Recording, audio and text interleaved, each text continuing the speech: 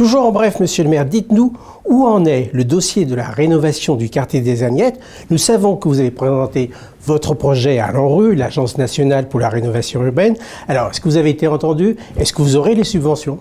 Alors, j'ai présenté devant l'Agence nationale le projet de Gennevilliers. J'attends la réponse. Vous n'avez pas la réponse à l'heure qu'il est? Non, ça a duré 20 minutes de présentation de ma part sur le dossier et une bonne heure de questionnement. Alors, est-ce qu'ils ont fait des remarques? Est-ce que vous êtes optimiste? Oui, j'ai des remarques et j'ai un désaccord avec leurs remarques et donc c'est pour ça que ça va traîner un petit peu.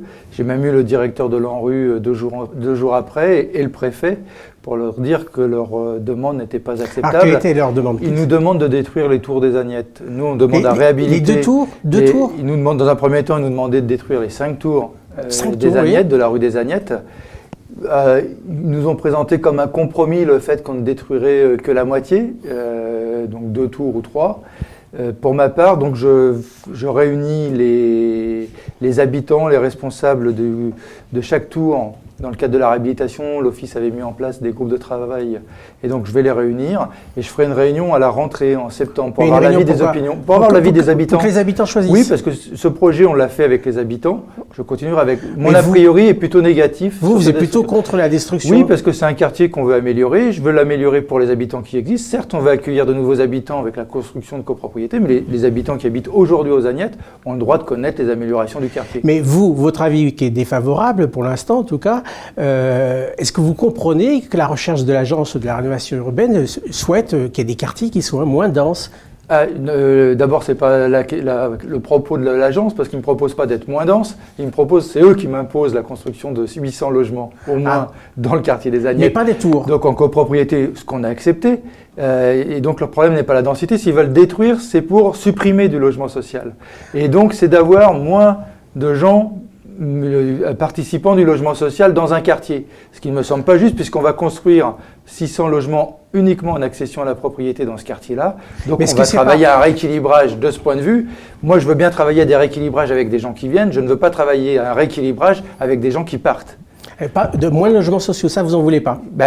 En proportion, ça fera moins de logements sociaux puisqu'on est à 100% de logements sociaux. On va avec les constructions tomber certainement à 50% de logements sociaux.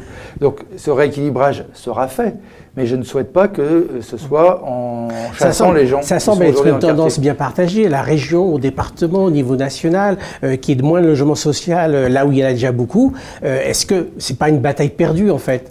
Non, j'espère pas parce que d'abord la diminution du nombre de logements sociaux qui se font en région parisienne, c'est la crise du logement avec des gens mal logés, des difficultés, des gens qui viennent même à Gennevilliers parce que c'est là qu'il y a le plus de logements pour essayer d'en avoir. Et donc c'est une pression sur le logement social, c'est une pression sur les coûts du logement libre puisque les logements privés en locatif augmentent de manière phénoménale et c'est aussi une pression sur l'immobilier et sur l'achat. Et ce sont plus de gens qui s'endettent. Donc moi je ne souhaite pas laisser faire ce système qui n'est pas vertueux. Est-ce que vous pouvez nous dire tout de même si vous êtes prêt à faire des concessions, peut-être pas détruire 3 tours, peut-être pas 2, mais est-ce qu'une par exemple, c'est possible? Et je pense aussi à la percée rue Victor Hugo. Vos percées, est-ce qu'elles ne peuvent pas être un peu plus étroites? Alors c'est un débat qu'on a avec... Une des ouvertures que je peux faire, c'est pas l'élargissement des percées parce que il faudrait vraiment élargir beaucoup et puis ça ferait beaucoup de logements et des beaux logements sociaux. Quelle concession vous êtes prêt à faire? C'est le bout peut-être de Victor Hugo où on va se retrouver avec un petit bâtiment. Donc peut-être qu'il faut regarder. Tout ça, moi je suis prêt à regarder ça sur cet aspect-là. Peut-être sur une tour, mais je vais avoir l'avis des gens.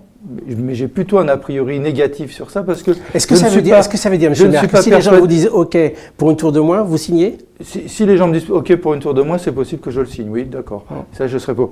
Mais mon problème, c'est les conditions de relogement de ces habitants, les moyens financiers pour accompagner. Et pourquoi je ne suis pas pour la destruction de ces tours? C'est parce que le temps de reloger les gens des tours, c'est aussi des logements en moins pour les nouveaux demandeurs. Et donc, c'est un temps d'attente en plus pour les gens qui attendent aujourd'hui un logement. Est-ce que vous n'avez pas une épée de Damoclès sur la tête? Parce que si vous dites non, pas de subvention. Non, mais d'abord, on peut se battre. Moi, je vois bien, l'ANRU ne tient pas... Peut-être que l'ANRU n'est pas forcément obtus, et je le souhaite. Et moi, j'appellerai à la mobilisation. D'ailleurs, j'ai prévu une réunion publique en septembre avec tous les habitants des Agnettes pour voir ce que l'on fait sur ce sujet. On passe à la question des habitants. Monsieur le maire, nous avons reçu plusieurs messages, plusieurs mails sur le même sujet. Il s'agit du volailler Monsieur Mebs, dont la qualité de produit est reconnue au marché du village. Monsieur se plaint car on lui refuse la possibilité de modifier l'agencement de son point de vente. Et il est très critique envers les services municipaux qui, selon lui, ne lui répondent pas. Alors, monsieur le maire, ceux qui nous ont écrit regrettent cette situation et pensent ne plus aller au marché. Qu'est-ce que vous leur dites à ces gens-là? Qu'être un bon volailler ne permet pas de mentir, puisque jamais la ville n'a refusé l'agencement Il dans peut le faire ce qu'il marché. veut. Non, il ne peut pas faire ce qu'il veut. Son projet a été accepté, il a demandé à regrouper en mars, il a eu Oui, un parce courrier. qu'il a 2 points de vente. Voilà, il a a 2 points de demandé à vente regrouper et en mars, il a eu un courrier de la ville lui disant d'accord.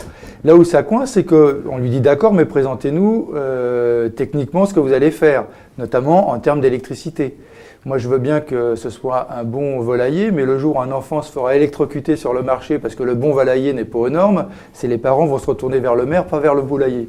Et donc, ça me paraît important qu'il soit aux normes. Et c'est pas parce qu'il est bon qu'il doit se dispenser des normes. Et surtout, utiliser sa clientèle pour faire pression sur la mairie pour ne pas répondre aux exigences techniques. Non, pas du tout, parce que c'est pas très honnête comme façon de faire. C'est la 2e fois qu'il nous le fait. Donc, il a enfin...